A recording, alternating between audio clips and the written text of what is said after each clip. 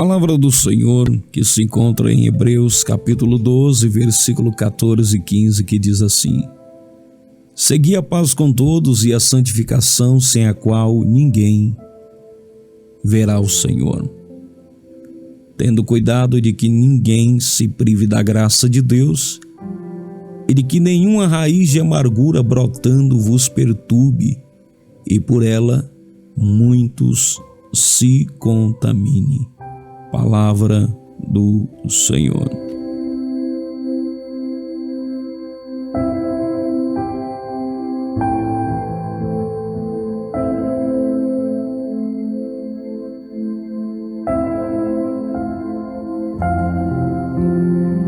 Meus amados ouvintes da Palavra do Bom Mestre, como nós já aprendemos, a Palavra de Deus é também conselho do Altíssimo, como está em Salmos 107:11. Conselho esse cheio de orientações sábias e verdades.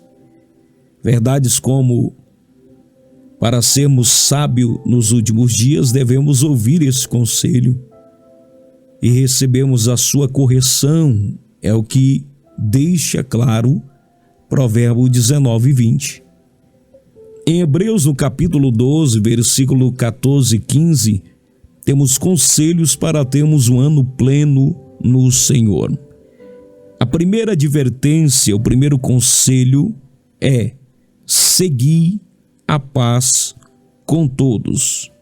Na NVI diz: esforcem-se para viver em paz com todos e para serem santos. Sem santidade, ninguém verá o Senhor. Paz, no original grego, é ausência de guerra ou conflito. Paz, no original grego, é eirene.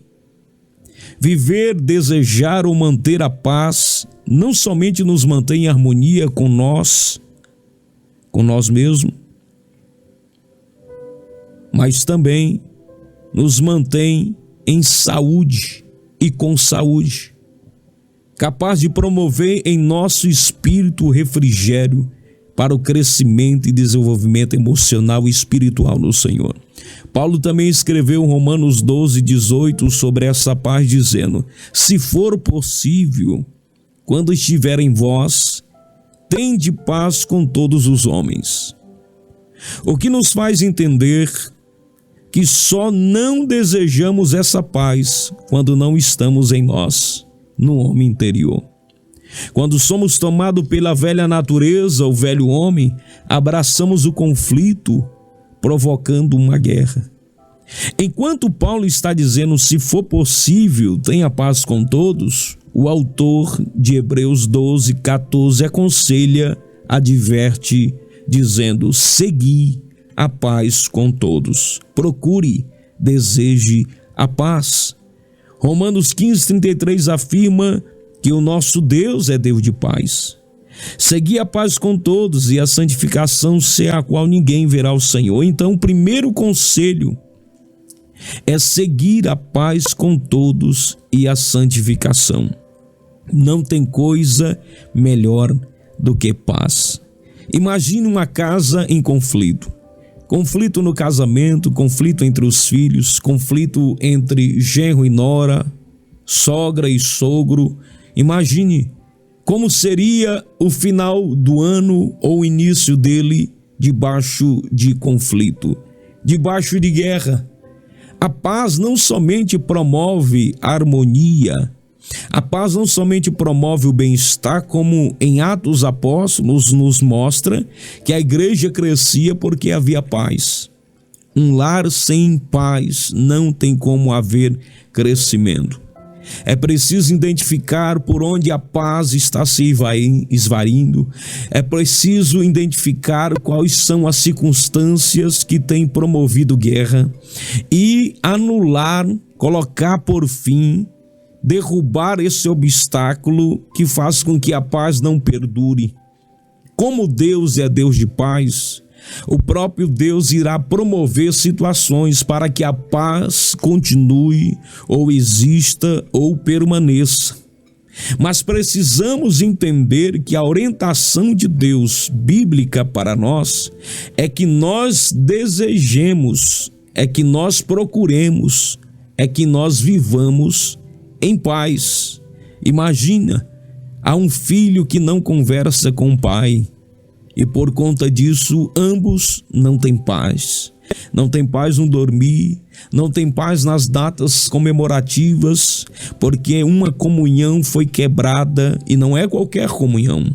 É uma comunhão profunda, um relacionamento íntimo entre pai e filho. Então observe que o primeiro conselho de Deus em Hebreus, no capítulo 12, 14, é seguir a paz com todos e a santificação, sem a qual ninguém verá a Deus. Observe que o segundo conselho está no versículo 15, que diz: tenha cuidado. Na NVI é cuidem. Na NTLH, tomem cuidado. Do quê? Para que ninguém se prive, se exclua, abandone a graça de Deus. E como isso é possível? Observe, cuidado de que nenhuma raiz de amargura brotando vos perturbe e por ela muito se contamine ou prejudique muita gente com o seu veneno. É o que diz em outra tradução, Hebreus 12, 15. Ao falar-nos de paz, antes de falar-nos de amargura, o escritor aos Hebreus nos faz compreender que onde há amargura, a paz é prejudicada. Mas o que é amargura? Amargura é uma ferida interna, ressentimento causado por falta de perdão, que surgiu de uma mágoa, uma ofensa, cortando a pessoa de Deus e também contaminando os outros e a si mesmo. No grego, amargura é piquiria, que significa amargo, pungente, afiado. De maneira mais sucinta, eu quero dizer que amargura significa cortar, perfurar, ferir. Amargura corta relações, e a primeira a ser cortada é entre a pessoa e Deus. Mateus 6, 14 e 15 diz: porque se perdoares aos homens as suas ofensas, também vosso Pai Celestial vos perdoará a vós. Versículo 15 diz: se porém não perdoares aos homens as suas ofensas, também vosso Pai vos não perdoará as vossas ofensas. Então, a primeira coisa que a amargura faz é cortar, é fazer com que o seu significado entre em evidência, é cortar relacionamento. E o primeiro relacionamento que é cortado, onde há amargura, é o relacionamento entre a pessoa e Deus. Deus não pactua com quem gosta de guerra, com quem leva o azedume em sua alma da amargura. Observe que se a pessoa não perdoa ao homem que o ofendeu, Deus também não pode perdoar de suas ofensas. Há uma repulsa, há uma ruptura, um corte na relação, na comunhão com Deus. Não há esse mais ligação com o céu. E por ser essa verdade invisível por ser espiritual, por essa verdade invisível por ser espiritual, ela é a parte mais desprezada, fazendo com que o ofendido só se preocupe com o visível, que é o ofensor, mas do céu já está desligado enquanto não perdoar de coração. Assim como Cristo nos perdoou rogando ao Pai, estando ele ainda crucificado, ele disse: Pai, perdoa-lhes, porque não sabem o que fazem. Lucas 23, 34. Olha o que Jesus diz: Pai, perdoa-lhes, porque não sabem o que fazem. Mas nós sabemos o que estamos decidindo, escolhendo, ao não perdoar o próximo. Sabemos o que estamos fazendo ou desfazendo a paz que há pouco havia com todos. A amargura mantém o homem preso em dores passadas. Ela compromete literalmente seu futuro por conta de uma raiz. A Bíblia fala de um profeta que foi sustentado com a pão de angústia e com água da amargura. Observe, sabe até quando viveria ele preso no cárcere desse jeito, sustentado a pão de angústia e com água de amargura? Até que o rei voltasse em paz. Ou seja, não haverá paz enquanto houver amargura, até que o rei voltasse em paz. Ou seja, a amargura tira a paz. A amargura termina quando a paz chega. Tudo isso através do perdão. E eu estou aqui nesta hora para lhe dizer: será que você não tem alguém nesse exato momento em mente, em que o teu coração se mantém em amargura? E por esta razão, muitas outras coisas não têm fluído na tua vida. Olha, o teu ministério está estacionado. Olha, o teu dia a dia está travado. Olha o teu relacionamento parental, olha o teu relacionamento profissional, olha como tem estado a tua comunhão com o céu. Será que não há em você uma raiz de amargura também? Será que você não detém mágoa, não colocou enjaulada dentro de você esse sentimento de destruição? Será que você não tem nos seus travesseiros, nas noites traiçoeiras, memórias de alguém do passado que ainda arde em sua alma? Amargura, tire do teu coração toda amargura. Paulo escreveu aos Efésios 4:31 dizendo que tivessem atitude de tirar do meio deles 6 coisas. O que, pastor? Paulo escreveu em Efésios 4:31 para que os efésios tirassem do meio deles 6 coisas. A primeira, amargura. Segunda, ira. Terceira, cólera. 4, gritaria. 5, blasfêmia. 6, toda malícia. Mas qual é a primeira coisa que Paulo manda os irmãos de Éfeso tirar do meio deles? A amargura. Porque quando a amargura chega primeiro, ela tira a capacidade, ela tira o lugar das demais virtudes estar presente. Você sabe qual, pois, diz Provérbios 14:10? O coração conhece a sua própria amargura, ou seja, você sabe, você é conhecedor se há em você amargura ou não. A amargura, além de tirar o seu futuro, ela afeta também o futuro dos seus filhos. Escute isso. Por isso que tem filhos hoje destruídos no seu casamento. Por isso que tem filhas hoje que têm medo de ter relação com o homem. Por isso que tem hoje muitas feridas, porque os pais lá no passado não pensaram no futuro dos seus no amanhã. A amargura não somente afeta o futuro do seu possuidor, como afeta o futuro de seus filhos. Escute isso. Há na Bíblia uma mulher chamada Herodias. Ela era filha de Berenice e de Aristóbulo IV. Era filho de Herodes, Aristóbulo IV. Observe, portanto, ela era neta de Herodes o Grande. Teve como marido Herodes Filipe, seu primeiro marido. Porém, ela separou-se deste para casar-se com seu meio-tio, Herodes Antipas, que para se casar com ela, divorciou-se da primeira esposa, Fazélia, filha do rei Nabateu Aretas IV. Essa união foi protestada por João o Batista, foi denunciado o pecado. João denunciou o pecado dela em Marcos 6,18. Observe que por conta disso, Herodes queria matá-lo, mas não podia, pois Herodes temia João e sabia que ele era varão justo e santo. Oh, glória a Deus! Tem gente que até quer matar a gente, mas já sabe, já tem testemunho, não tem como esconder verdades da justiça, né? E da retidão, da santidade. Herodes queria matar João, Herodias queria matar a João, mas Herodes temia João, porque sabia que ele era varão justo e santo. Marcos 6, versículo 20. Porém, chegando o aniversário de Herodes, o rei, ele deu uma ceia aos grandes, aos tribunos e aos principais da Galileia.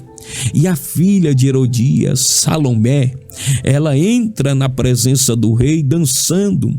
Ela vem com dança perante Herodes, que o agradou tanto, que agradou também aqueles que estavam à mesa com Herodes, que o rei disse para ela: pede-me o que quiser. Escute isso.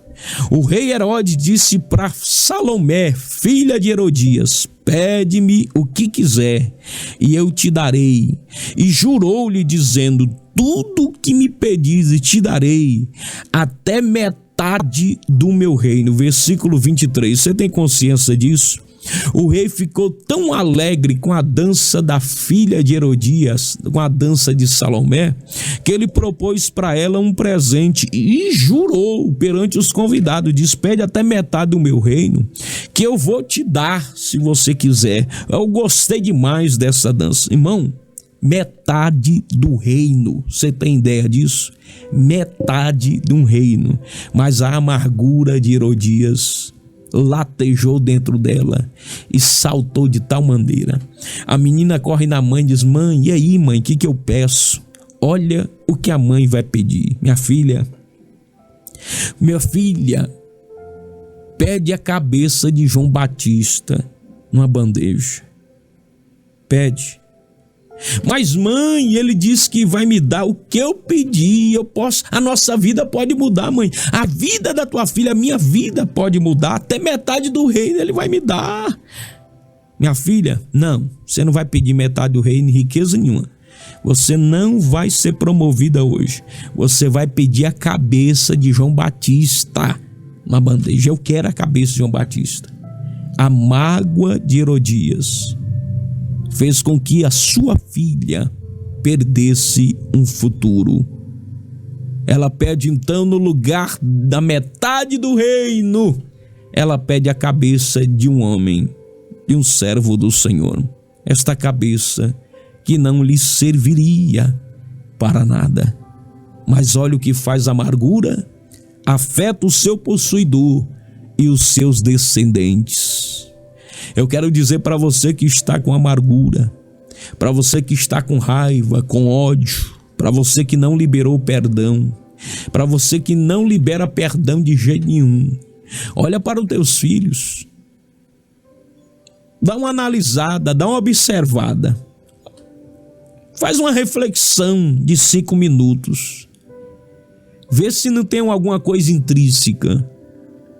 Vê se não tem alguma coisa ligada a algo lá do passado.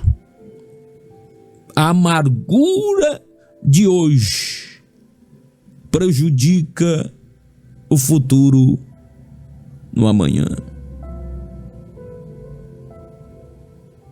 Quando você não perdoa o seu filho, seus netos são prejudicados por esta raiz de amargura. Quando você não perdoa o seu amigo, os seus relacionamentos posteriores são prejudicados por essa amargura. Você não consegue confiar mais em ninguém. E na falta de confiança não há relacionamento duradouro. Quando você não perdoa o seu irmão, você se autocondena, você se autoanula, se corta da comunhão com Deus. Observe que você precisa ter esse zelo de não deixar brotar dentro de você nenhuma raiz de amargura. Um outro caso nós temos Absalão. A Bíblia diz que Aminon, seu irmão, abusou de sua irmã Tamar, que ela vinha chorando no caminho, e Absalão recebeu ela em casa e diz: cale-se, Tamar, Tu estava agora com Aminon, não estava? Ela confessa, ela conta o acontecido. A Bíblia diz que ele deixou passar 2 anos, olha o que é a amargura. 2 anos depois, ele ainda estava projetando vingança. Ele ainda estava projetando maldade. Ele estava a tosquiar as suas ovelhas. Pediu ao seu pai Davi: pai, eu queria que o Senhor liberasse os filhos de Israel, que o Senhor também fosse conosco, eu estou tosquiando ovelhas. O pai diz: eu não vou não, mas os servos, os filhos podem ir. E ele diz: eu posso chamar Aminon? Ele diz: por quê? Não, eu quero que Aminon vai. Resumindo, Aminon foi. Lá, Absalão diz aos seus servos: olha, depois que Aminon tiver já se embriagado, já tiver bem abastecido, eu quero que vocês matem eles. Mas Senhor, não preocupa não. O pesar desse pecado vai recair sobre mim, disse Absalão.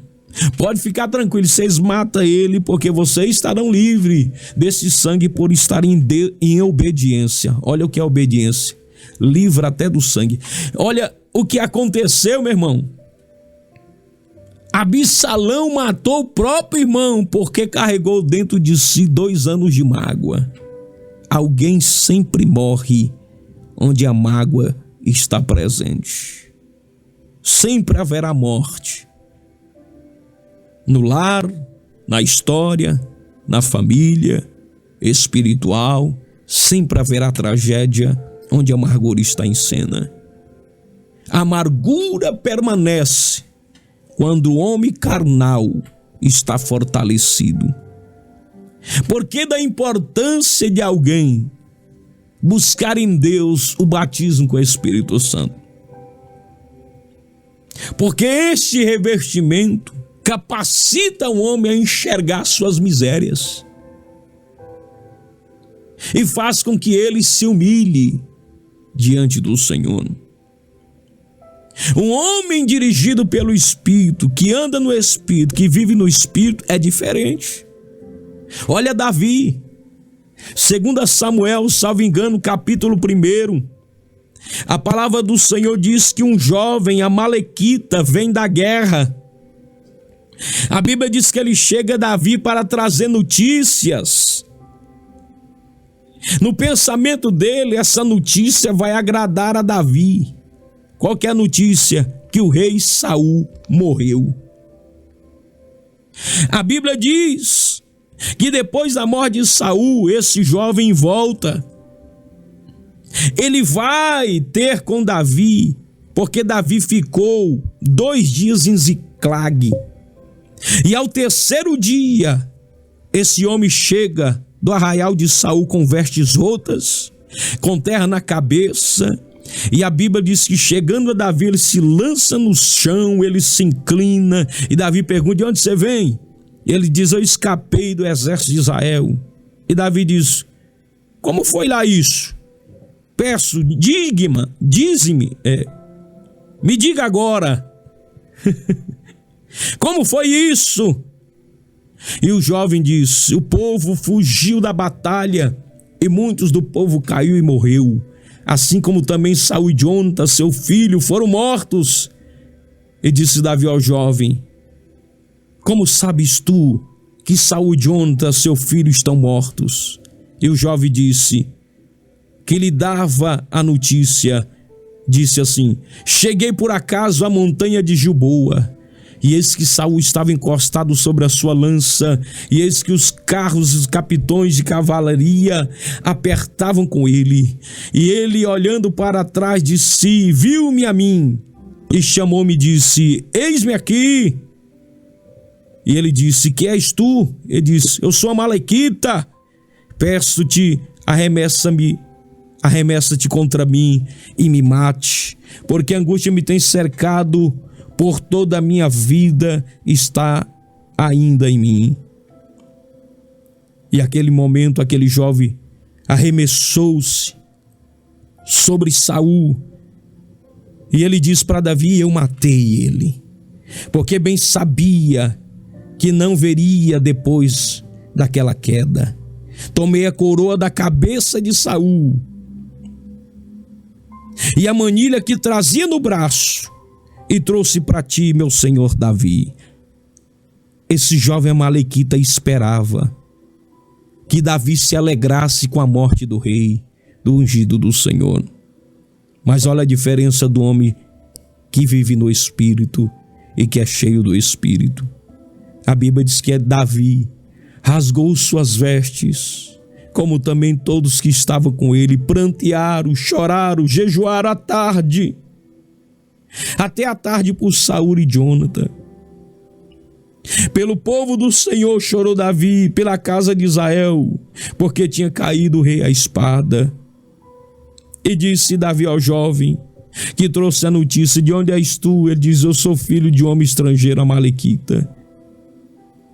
E Davi diz para ele: como não temestes tu estender a mão para matar o ungido do Senhor?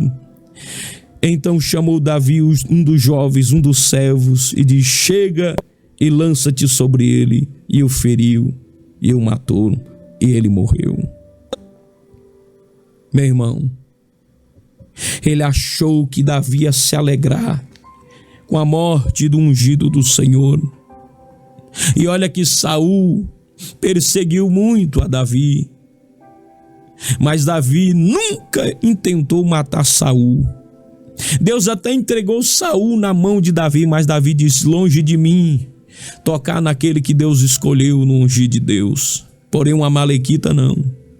Ele achou que com a morte de Saul ia ter alegria na casa de Davi. Diz: olha, eu vou contar para Davi que o rei morreu, agora é a vez de Davi, Davi vai sentar no trono, vai dar tudo certo, ele vai crescer, ele vai governar e vai reinar, vai cumprir a promessa na vida dele. Mas quando ele contou para Davi, Davi chorou, lamentou com todos que estavam com ele pela morte do rei seu filho Jonathan, e pediu a um dos seus moços que tirasse a vida daquele que não temeu tirar a vida do ungido do Senhor. A diferença é grande em quem anda na carne, em quem anda no Espírito. Quando você está andando no Espírito, você é como Cristo, que mesmo sendo crucificado pelo povo que ele abençoou, Jesus disse: Pai, perdoa-lhes, eles não sabem o que fazem. Eles não sabem o que fazem. Mas você que está me ouvindo, você sabe o que faz. Quando você não libera perdão, você sabe o que está fazendo. Quando você nega perdão a alguém, você sabe também o que está fazendo. Quando você não perdoa, você sabe o que está fazendo. Como o Pai irá lhe perdoar? Não há perdão para quem não perdoa.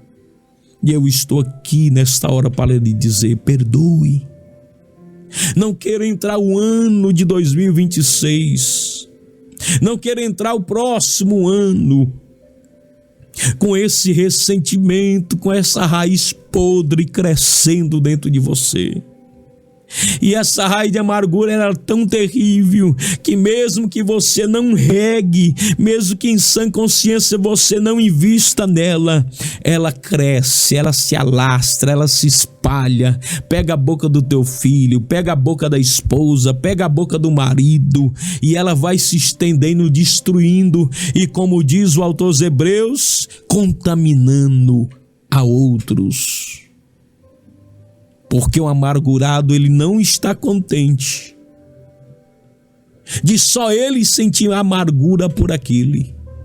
Ele vai envolver outros, ele quer envolver outros na sua dor e dizendo: você me entende, você sabe que eu estou certo. Mas Jesus, estando certo, oh glória, disse: Pai, perdoa-lhes, eles não sabem o que fazem. Debaixo de oração desta madrugada, o Senhor nos deu esta palavra para dizer para alguém: está na hora de você voltar a viver. Está na hora de você voltar a crescer, a florescer. e ter novos ramos brotando em você. Está na hora de você produzir frutos pacíficos de alegria, frutos que Deus requer, como em João 15, para não ser cortado. O Espírito Santo já te deu mais um ano. Já talvez queria ter te cortado já tem tempo, mas ele deixou você mais um ano, porque alguém diz, não, vamos estercar, vamos dar mais um ano para ele, vamos dar mais um ano para ela. Escute isso, não entre o próximo ano com o coração podre, com o coração tomado de raiz de amargura.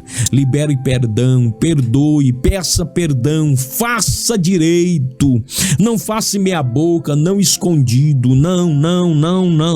Dá um tapa na cara de Satanás. Vai na pessoa, peça perdão, ligue, peça perdão, reúna se necessário for, peça perdão. Eu já vi pai reunir a casa e pedir perdão para a esposa, pedir perdão para filhos, e Deus restaurar a comunhão. Deus quer restaurar a comunhão na tua parentela, Deus quer restaurar a comunhão na tua família, Deus quer restaurar a comunhão no seu trabalho, Deus quer te devolver seus amigos que foram tomados pela difama, pela calúnia, pela mágoa, porque alguém inseminou mágoa. Mas nesta hora o Espírito de Deus, ele quebra o arco, ele corta a lança, que ele coloca por terra o embaraço, ele coloca por terra o espírito de guerra, de destruição, porque com o Senhor mora a paz, nele está a paz, e ele diz, a minha paz eu vos dou, eu não vos dou como o mundo a dar,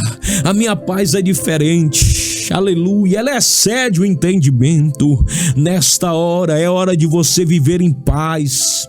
É hora de você deitar em paz, acordar em paz, ir para o trabalho em paz, voltar do trabalho em paz, deitar com teu cônjuge em paz, sem lembrar das palavras doridas que ela falou para você, nem sem lembrar das palavras passadas que ele disse para você, mulher. Tá na hora de você ter um relacionamento sadio, um relacionamento com paz. Tá na hora de você viver em paz com os seus, que os seus filhos tenham um futuro e não uma destruição no amanhã, que teus filhos tenham uma vitória no amanhã e não sejam envolvidos na mágoa e na dor do passado, mas que teus filhos tenham a vitória, que teus filhos vivam a vitória, que teus filhos vivam um futuro diferente do seu.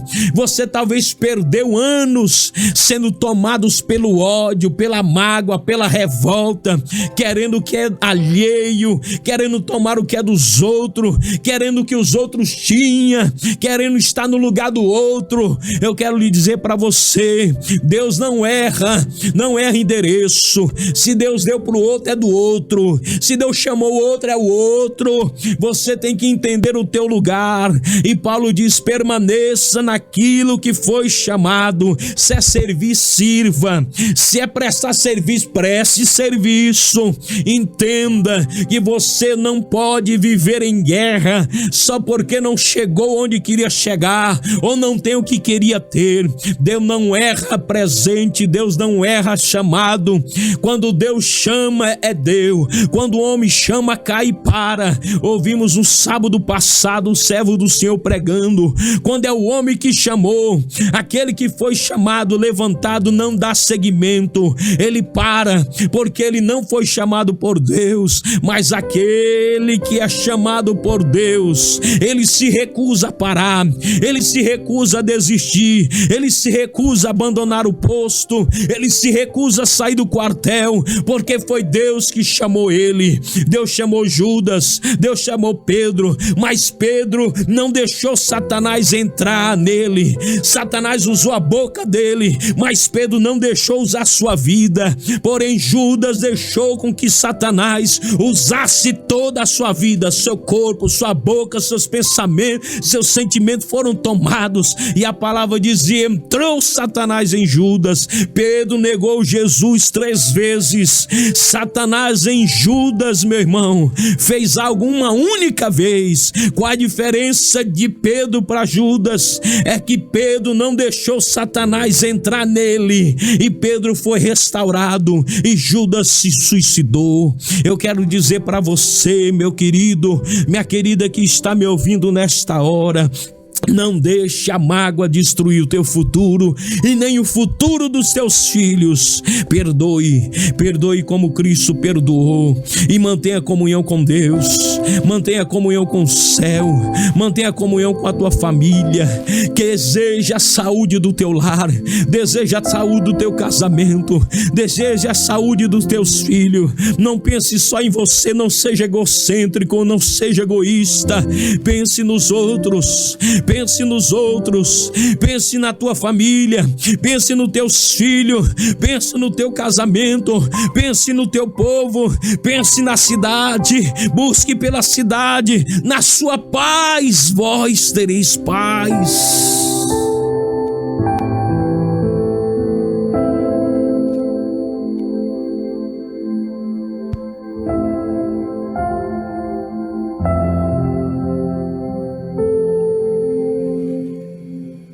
Segui a paz com todos.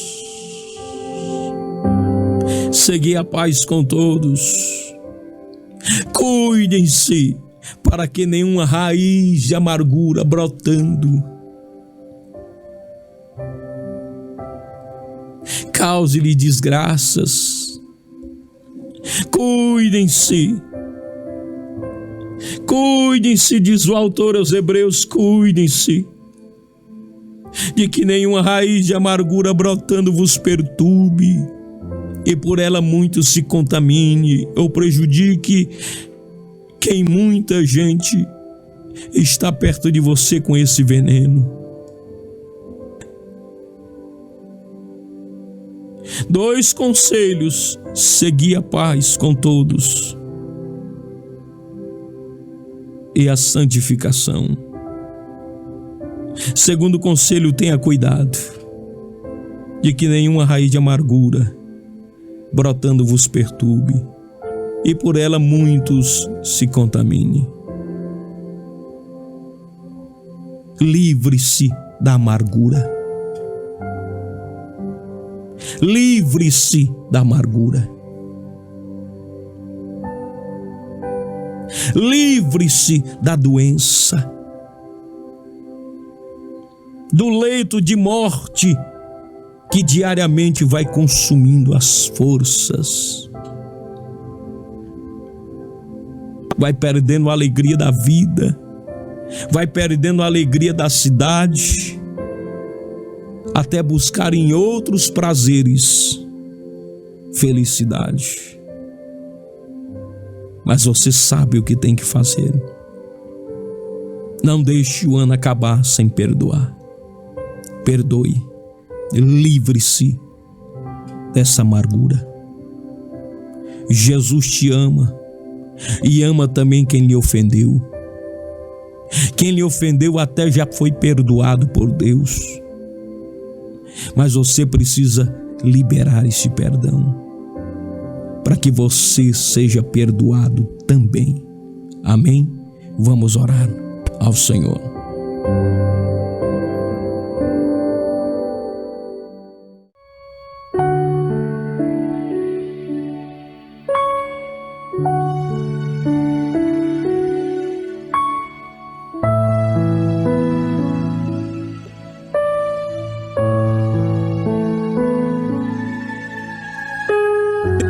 Senhor nosso Deus, eterno Pai, diante da Tua beleza, da Tua santidade, nós nos curvamos em oração com um pedido. Sabemos que o homem é falho, mas as nossas falhas e faltas não justificam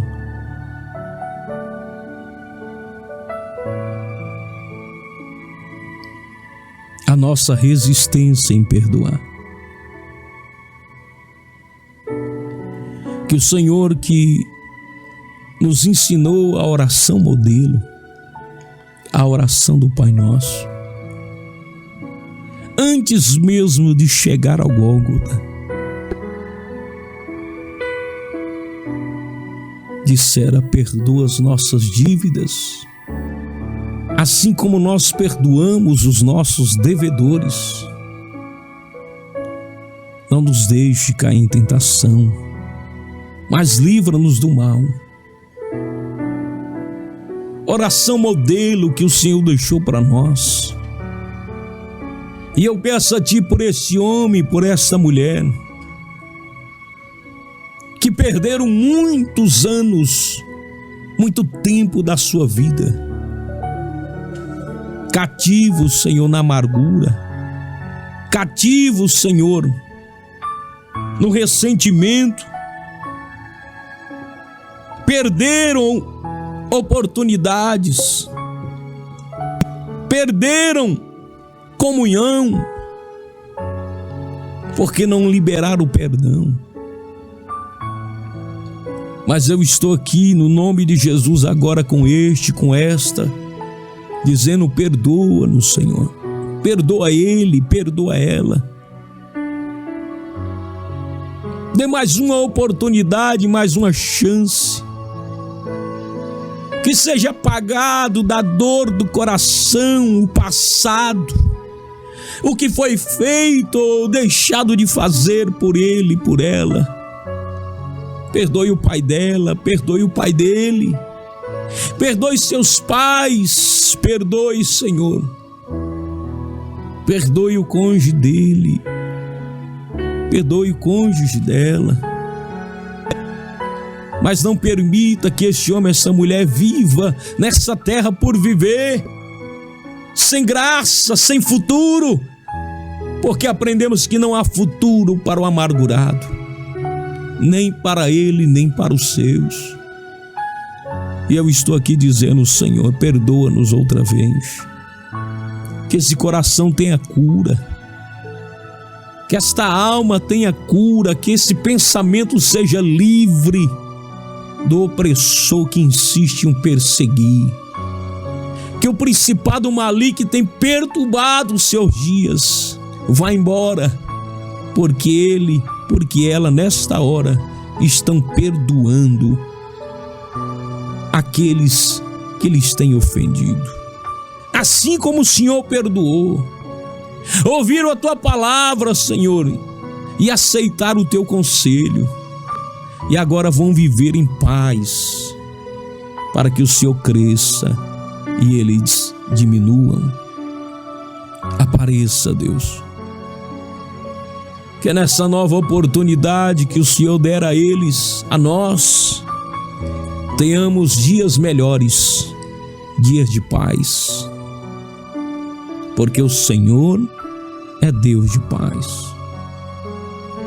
Nós oramos em nome de Jesus, nós pedimos em nome de Jesus: lava, Senhor, lava o interior deste homem e dessa mulher, arranca com mão forte essa tristeza, essa angústia, esse pesar, essa condenação, essa acusação do diabo, que o diabo tem tentado lançar por terra a vida dele e dela. Mas nessa hora lava com águas purificadoras, que teu Espírito Santo lave todo o ser deste homem e desta mulher agora. É o que eu oro em nome do Pai, do Filho e do Espírito Santo de Deus. Amém, amém e amém. Aleluia.